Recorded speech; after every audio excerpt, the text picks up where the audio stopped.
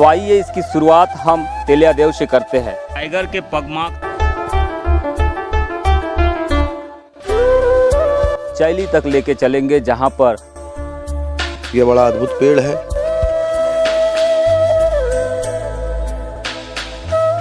प्रकृति की इतनी खूबसूरत वादियाँ, प्रकृति में आपको मेनी इलाज मिलेंगे मल्टीपल सॉल्यूशन के साथ। शिलाजीत तैयार होता है और चलते चलते अब बॉडी की जो एनर्जी थी, यह सुरम वादियों से घिरा हुआ है, चारों ओर पहाड़ियां हैं। आस्था और विश्वास का देश है।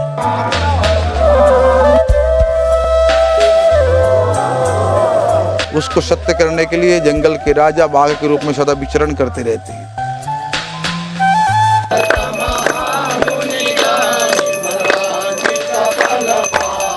ईश्वर की कृपा ऐसी रही कि सारे बादल अभी हमें अपना अनुष्ठान करने दिया।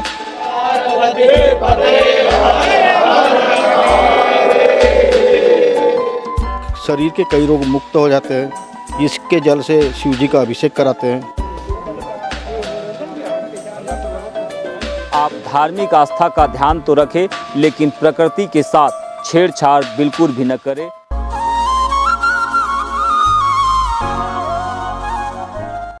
आज की रिपोर्ट में हम एक ऐसी धार्मिक यात्रा की चर्चा करेंगे जिसके बारे में बहुत कम लोग जानते हैं, और इस धार्मिक यात्रा के कई महत्व है। यहाँ पर एक ऐसा प्राकृतिक स्रोत है जिसका धार्मिक महत्व के साथ औपचारिक महत्व है, और प्राकृतिक महत्व तो निर्विवाद है। तो आइए इसकी शुरुआत हम तेलिया देव से करते हैं। आप मेरे पीछे में ये तस्वीरें देख रहे हैं, ये तेलिया देव है, और यहीं पर वर्षों पहले बताया जा रहा है कि गाड़ा बैल जाते समय टाइगर ने अटैक किया था, जिसके बाद किसी की डेथ हो गई थी। और उसके बाद से यहाँ एक परंपरा चली आ रही है कि यहाँ पर पूजा के बाद ही इस धार्मिक यात्रा की शुरुआत करते हैं। तो ये दृश्य हम आपको तेलिया देव का दिखा रहे हैं। मैकाल रेंज की ये पहाड़ी है, और इसी पहाड़ी से चलते हुए आगे हम आपको कांदरी घाट ले चलेंगे और फिर चैली तक लेके चलेंगे, जहाँ पर बाघ नदी का प्राकृतिक स्रोत है, उद्गम है।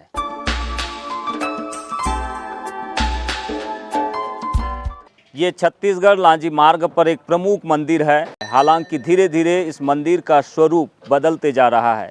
जैसे जैसे लोगों की आस्था यहाँ पर बढ़ते जा रही है, ठीक वैसे ही इस मंदिर को डेवलप किया जा रहा है। और अब ये मंदिर इस स्वरूप में आ चुका है कि यहाँ पर हर साल लांजी कोटेश्वर धाम के लिए जल लेकर जाने वाले कांवड़ यात्री यहीं पर ठहरते हैं। उनका भोजन और विश्राम यहीं पर होता है। कांदरी घाट के पास से ही बाघ नदी की क्रॉसिंग होती है। इसका धार्मिक महत्व तो है ही, लेकिन इसके कई प्राकृतिक महत्व भी निहित है।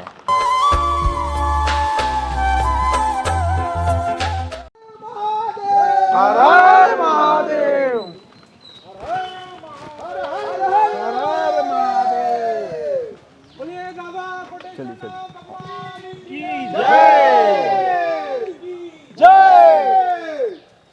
तो आप जो ये यात्रा देख रहे हैं, ये चहली पहुँच मार्ग की यात्रा है, और इसके धार्मिक महत्व है।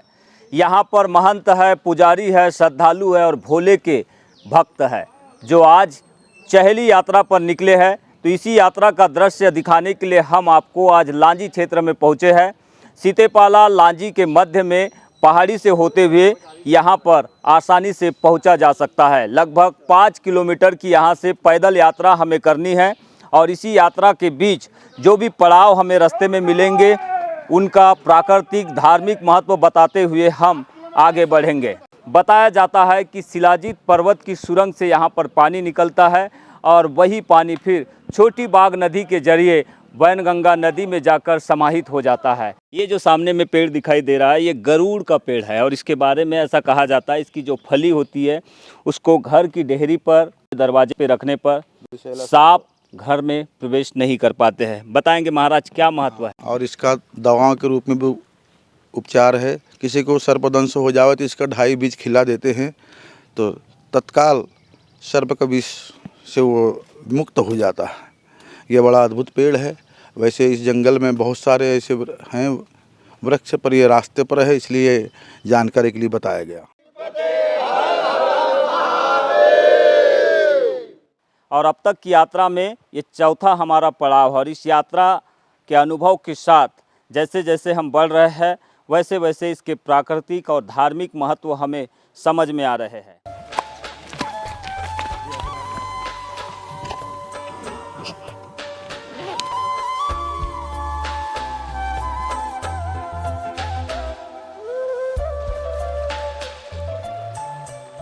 हो सकता है कि यहाँ पर भी आपको काफ़ी सारे रिसोर्सेस मिल जाए, काफ़ी प्राकृतिक धरोहरें मिल जाए और काफ़ी सारी ऐसी चीज़ें भी मिल जाए जिनके ऊपर आप निकट भविष्य में रिसर्च करना चाहते हो। यही वजह है कि मैं ऐसी खूबसूरत वादियों के बीच पहुँचने के बाद वहाँ के खूबसूरत दृश्य को अक्सर बीजीटी मीडिया के माध्यम से और बीजीटी एक्सप्लोरर के माध्यम से आप लोगों के बीच पहुँचाने की कोशिश करते रहता हूँ।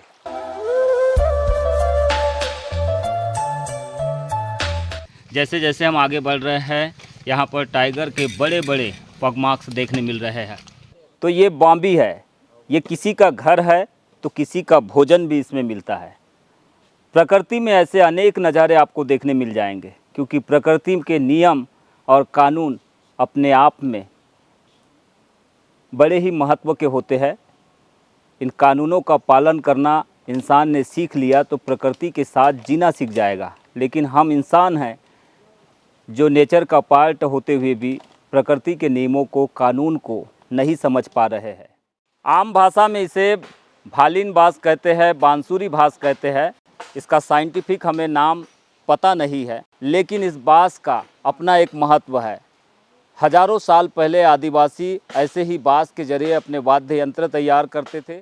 और ये तस्वीर देखिए मेरे पीछे में, एक प्रकार से ये नेचर की कैनोपी है, छत्र छाया है, जिसके नीचे आप अगर रुकते हैं तो आपको ठंडकता का एहसास होता है। न केवल बारिश के दिनों में बल्कि भीषण गर्मी के दौर में भी ऐसे ही कैनोपी के नीचे आप आराम फरमा सकते हैं, ठहर सकते हैं। तो प्रकृति ने आपके लिए जहाँ तक आपको एक्सेस मिल सकती है वहाँ तक आपके लिए रास्ते तैयार करके रखी है। आपके लिए कुछ ऐसी चीज़ें तैयार करके रखी है जिसके ज़रिए आप अपना जीवन आसान बना सकते हैं।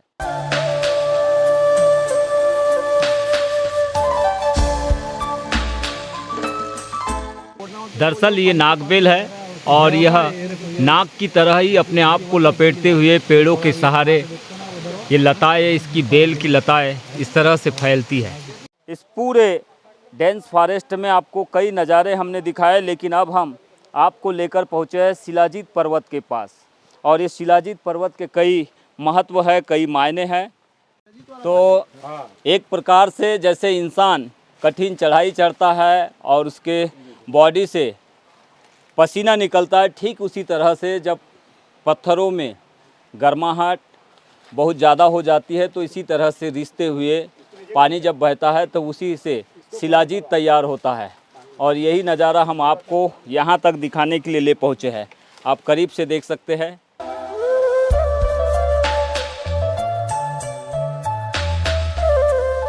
ये पेड़ नहीं है, दरअसल ये बेला है, लता है। और आप जंगल में देखिए कि लताओं का साइज भी कितना विशालकाय होता है, कितना बड़ा होता है। केवल आप इसे इमेजिन कीजिए, सोचिए, देखिए और समझिए। प्रकृति में ऐसे कई नज़ारे और कई महत्व की चीज़ें हैं जिन्हें हम घरों में बैठकर, शहरी दुनिया में रहकर, कंक्रीट की दुनिया में रहकर समझ नहीं सकते हैं। उन्हें समझने के लिए हमें ऐसे ही प्रकृति के बीच पहुंचना पड़ता है। और ये पानी की धारा आप देख रहे हैं, ये वही चहली की धारा है जहां हम पहुंचने वाले हैं। इस चहली से निकलने वाली जलधारा का एक धार्मिक महत्व भी है, प्राकृतिक महत्व भी है। धार्मिक महत्व ये है कि यहाँ से हर साल कोटेश्वर धाम के लिए हजारों श्रद्धालु कांवड़ यात्रा लेकर आते हैं और यहीं से जल लेकर भगवान भोलेनाथ की पूजा अर्चना के लिए कोटेश्वर धाम तक पैदल यात्रा करते हैं और फिर बाबा भोलेनाथ को ये जल चढ़ाकर अपनी मनोकामनाओं के लिए अपने आराध्य देव से, भोलेनाथ से कामनाएं करते हैं। प्राकृतिक महत्व ये है कि यहाँ से निकलने वाला जल काफ़ी स्वच्छ है, कई प्रकार के इसमें मिनरल्स है और इन्हीं मिनरल्स की वजह से इस जल में पाँव रखने के बाद आपको एक प्रकार से ठंडकता का एहसास तो होगा ही, साथ में यहाँ पर नहाने से ऐसा कहा जाता है कि चर्म रोग और बॉडी से रिलेटेड जो छोटे मोटे रोग है वो ऑटोमेटिकली दूर हो जाते हैं, यानी विकार जो है वो मिट जाते हैं। इसके अलावा इस जल को ग्रहण करने के बाद आप पेट के विकारों को भी आसानी से मिटा सकते हैं। तो इस तरह का इसका धार्मिक महत्व है, इस तरह से इसका प्राकृतिक महत्व है और उपचारिक महत्व भी है।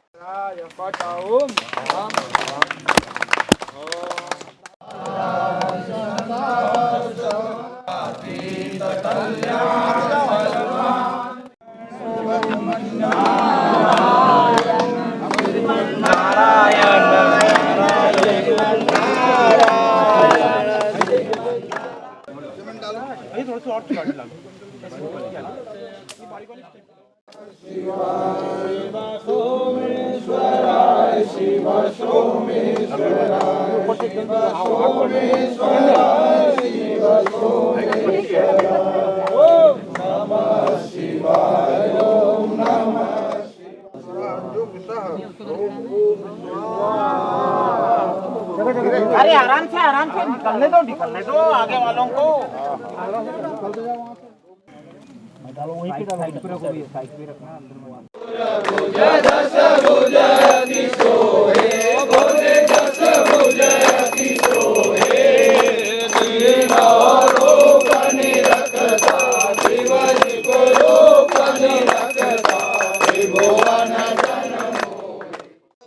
हर कष्ट हर दुख हर दारिद्र्य हर कंटक हर अकाल मृत्यु हर नमः पार्वती पते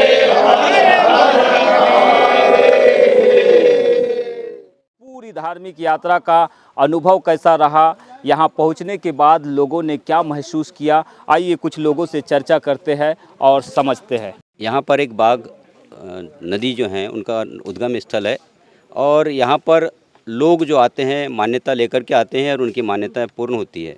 यह सुरम वादियों से घिरा हुआ है, चारों ओर पहाड़ियाँ हैं और यहाँ वन्य प्राणियों का विचरण होते रहता है। यहाँ जो स्थल है बहुत ही दुर्गम है। यहाँ पर ऋषिवाड़ा से लेकर के यहाँ आते तक जो 5 किलोमीटर का रास्ता है काफ़ी नदी नालों से भरा हुआ है और पानी को क्रॉस करते हुए यहाँ पर आना पड़ता है। यहाँ पर प्रति सोमवार को कांवड़ यात्री आते हैं और यहाँ से लेकर के कोटेश्वर में अपना जल ले जा कर के अभिषेक करते हैं और अपनी मनोकामनाएं पूर्ण करते हैं। क्या कहेंगे इस जगह के बारे में? वैसे ये देश ही आस्था और विश्वास का देश है और हमारे देश में, हमारे प्रदेश में सारी चीज़ें प्रकृति से ही पैदा हुई हैं। आज इस वादी में जो हम लोगों ने लगभग 7 नाले पार करके इस स्थान पर आए, जैसे तिवारी जी पंडित जी बता रहे थे कि यहाँ एक बाघ की गुफा है, इसलिए माता जी का नाम, इस नदी का नाम बाघ नदी पड़ा।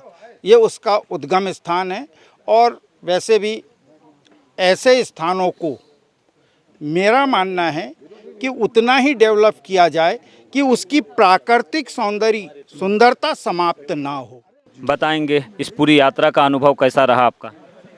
आज की यात्रा भक्तों के साथ बड़ी अच्छी रही। वैसे तो हम 31 वर्ष हो गया इस उद्गम में आ रहे हैं, तो वीरान क्षेत्र था, कभी 2 आते कभी 4 आते, कभी सबसे पहली बार मैं सन 94 की सावन मास में सबको बताने के लिए यहाँ पहली बार इसलिए आया 2-3 भक्तों को लेकर के कि कांवड़ यात्रा यहाँ से कोटेश्वर के लिए प्रारंभ हो जावे, ताकि भक्ति का संचार हो, धर्म बढ़े इस भावना से। और तब से ये निरंतर यहाँ से कांवड़ यात्रा जा रही है। हम बड़े प्रसन्न हैं। ये बड़ा दिव्य क्षेत्र है। ये शिलाजीत पर्वत, यह मैकल पर्वत की श्रेणी का एक भाग है, जहाँ बिल्कुल किनारे में बाघ यानी जिसको हम जंगल के राजा कहते हैं, उनकी गुफा है और उनके गुफा के पास से ये सुरंग है। पता नहीं कितनी सदियों से यहाँ से जल निकल रहा होगा हमने बड़ा अद्भुत चमत्कार ये देखा कि अभी तो कम निकल रहा है, जब गर्मी आती है तो ये डबल हो जाता है, यानी दुगना पानी निकलता है यहाँ से। और यहाँ ये क्षेत्र ऐसा है, यहाँ जैसे नाम है बाघ नदी, ऐसी साक्षात उसको सत्य करने के लिए जंगल के राजा बाघ के रूप में सदा विचरण करते रहते हैं। कभी कभी दैव योग किसी किसी भक्त को दर्शन भी दे देते हैं, नहीं तो हमेशा यहाँ गुफा में रहते हैं। आप बताएंगे कहाँ से आए हैं आप? मैं लांजी से। जी बताएंगे क्या अनुभव किया आपने इस पूरी प्राकृतिक छटा से सुरम्य वादियों के बीच यात्रा करते हुए यहाँ तक पहुँचने के बाद? अब इसका क्या शब्दों में वर्णन करना तो मुमकिन नहीं है। देखिए अभी हमने प्रत्यक्ष रूप से देखा, बादल घने छाए हुए थे ना, मोबाइल में भी जो है वेदर की पॉसिबिलिटी 100% थी। ईश्वरी कृपा ऐसी रही कि सारे बादल अभी हमें अपना अनुष्ठान करने दिया। जी जी। यात्रा के बारे में क्या सुनने मिला था आपको? आप यहाँ पे जैसे ही आए होंगे तो एक जैसे 7 समुंदर वाली कहानी आपने सुने हैं कभी, कि जैसे 7 समुंदर पार करके कोई चीज़ प्राप्त होता है, वैसे ही हमको यहाँ पे ऐसे 7 नाले क्रॉस करके आते हैं। यहाँ माता जी की उत्पत्ति जो हुई है प्राकृतिक तौर तरीके से, और इसके जल से स्नान करने से शरीर के कई रोग मुक्त हो जाते हैं। इसके जल से शिव जी का अभिषेक कराते हैं और लोगों की जो मनोकामनाएं पूर्ण भी होती है इसमें। यहाँ पे इस वन संपदा में इतनी जो औषधियों का धरोहर है कि अगर आप चाहे कोई भी बीमारियों की औषधि खोजे, अगर जिसको उस औषधियों का ज्ञान है तो उसको औषधि यहाँ पे प्राप्त हो जाती है।